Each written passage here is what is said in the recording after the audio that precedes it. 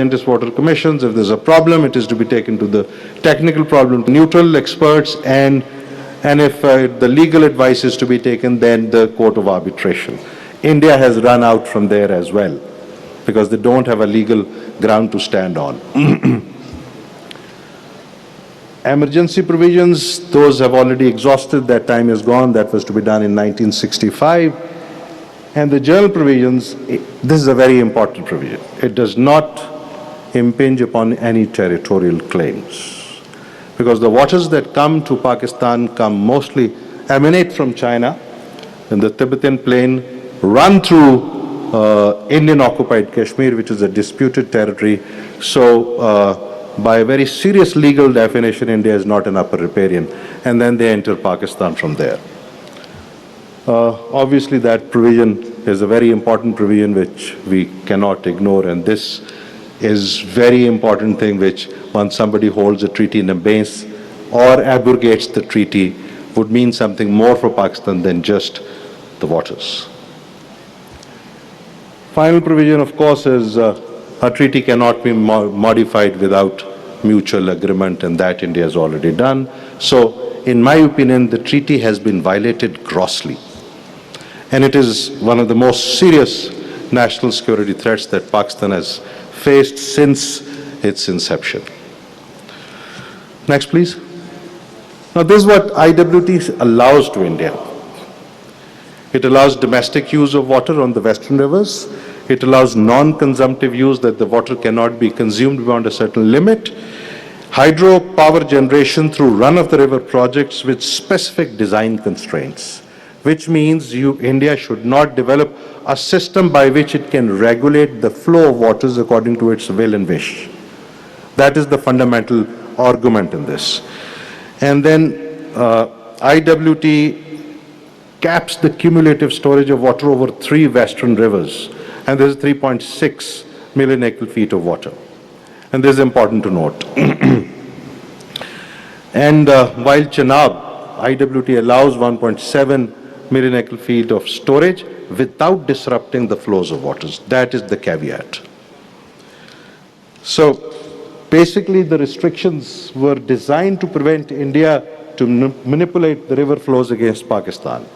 India is violating this. Consistently it is moving in the direction where it can gain control over the flows. Next, please. Then the strategic rupture took place. It was happening by design. That was going on for quite some time. India used the statements you have already heard from various Indian ministers and the Prime Minister in the Indian intent of going away from the treaty.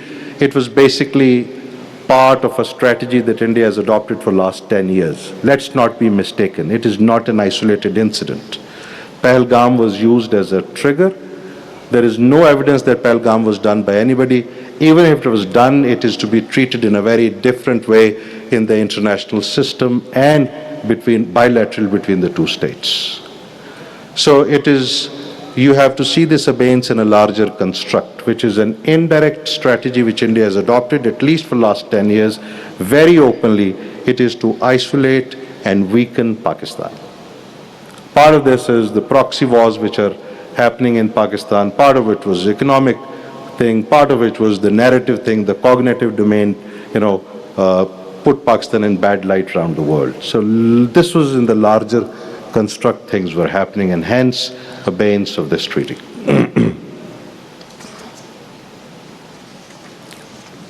There were, however, important thing to note that there was a discussion in India before that also. There were 2 schools of thought. One was talking about that things have changed, climate change and demography and others, and therefore there has to be a cooperative model with Pakistan on which modification of the treaty is to be done.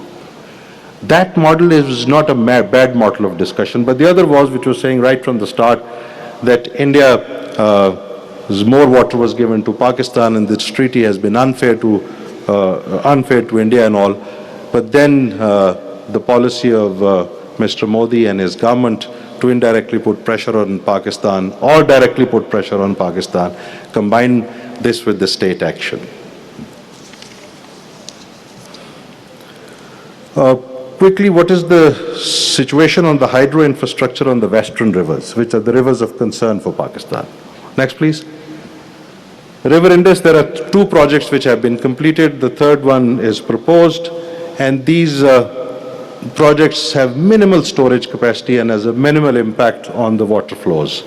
So therefore, these projects, Pakistan has not really talked about these projects to anybody because these fall within the treaty system. Jhelum, there are 5 projects, out of which 4 projects have been completed. The 5th project is underway. The only project which bothered Pakistan is the Kishan Ganga Dam, which is restricting the flows to a Pakistani hydro project, which is Neelam Jhelum project. Otherwise, so far, the Indian capacity or the system that they have is not to interrupt with the flows of Jhelum waters. Next, please. The real concern, the real thing is Chenab. Most of the Indian hydropower projects are concentrated here. Currently, there are 4 projects which have combined capacity. These are operationalized projects, 4 projects. They have a combined capacity of 0.376 million acre feet of storage. There are 5 projects which are under construction, and by 2029, those will be completed. Chenab-Beas link canal will divert, now this is a very serious violation, divert waters from Chenab to Beas, which is from a western river to the eastern rivers. And India has planned another 13 projects beyond 2030 or 2035. And that is the serious concern that we are talking about. So quickly, the next slide, please. The impact assessment. This is the impact assessment. They've accelerated all their projects. The cascade integration. This is the serious thing. The projects on Chenab, I'm talking about the Chenab. But there are a number of projects on Chenab. If one water flow is managed at one, is released in a calibrated way to the other, is managed there, and so on and so forth, when it reaches Pakistan, you almost can have total control over the flow of the water. And you can release the water according to your wish and will, and can use it for coercion, which forms a very serious threat to Pakistan's national security. Next, please. So this is by about the second last slide I have very quickly. These are the 5-pillar strategy, in my humble opinion, that Pakistan should adopt. First is obviously IWT has to be kept alive at all costs. And therefore, all international legal discourses have to be fully activated. We have to remove dependence on Indian data. That does not take responsibility from India to not provide us data, but we have to become self-reliant also by creating a hydrological intelligence cell. And I repeat again, that does not mean that India is absolved of what India is doing, which is illegal and immoral by any stretch of imagination. But we need to create our own hydrological intelligence cell. Pakistan will be able to see early, plan early, and respond early. We have to build our internal buffers because all these have been discussed before. There are dams, there are headworks which need to be now fast-tracked. Canal reforms, groundwater, I think Mr. Bilal Bhutto talked about it, and groundwater recharge. So this is not just the requirement because what India has done, this is the requirement of the scarcity of water and the climate change that is affecting waters in Pakistan. We have to also counter the panic. It is a serious situation, but it is not a situation of panic. And that is, we understand that what India can do with these rivers and what India cannot, what is technically possible, what is geographically the geography that allows it, and what is not possible. India must not enjoy that psychological leverage over Pakistan. And that must be corrected in the public communication also. Last but not the least, there are red lines, and that is